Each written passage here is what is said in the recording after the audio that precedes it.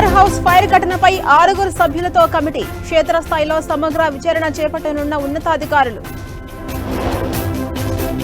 కొనసాగుతున్న AP cabinet సమావేశం 33,000 కోట్ల పెట్టుబడులకు ఆమోదం తెలిపే ఛాన్స్. తెలంగాణ రాజ్ భవన్ లో చోరీ కేసులో ట్విస్ట్. మహిళా ఉద్యోగి ఫోటోస్ ను మార్ఫింగ్ చేసిన నిందితుడు. లిక్కర్ స్కామ్ కేసులో ముగిసిన నిందితుల రిమాండ్ కోర్టులో హాజరుపరచనున్న సిఐడి అధికారులు. పేలుళ్ల కుట్రపై విజయనగరంలో దర్యాప్తు. సిరాజ్ సమీర్ ను కస్టడీకి కోరిన ఎన్ఐఏ.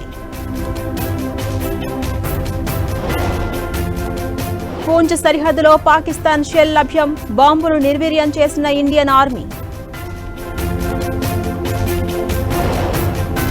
శత్రువులు దాడి చేస్తే ఎలా స్పందించాలి? ప్రత్యేక వీడియో రిలీజ్ చేసిన భారత వైమానిక దళం.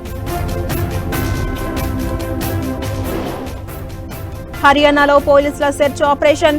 అక్రమంగా నివసిస్తున్న బంగ్లాదేశీయుల అరెస్ట్. గుజరాత్ అహ్మదాబాద్ లో ఆక్రమణలపై కొరడా. భద్రత నడుమ నిర్మాణాల కూల్చివేతలు. బెంగళూరులో వర్ష బీభత్సం. బస్ డిపోలో చేరిన నీరు. ఇబ్బంది పడుతున్న సిబ్బంది. అసోంలో కుండపోత వర్షం. గౌహతిలో చెరువులను తలపిస్తున్న రోడ్లు.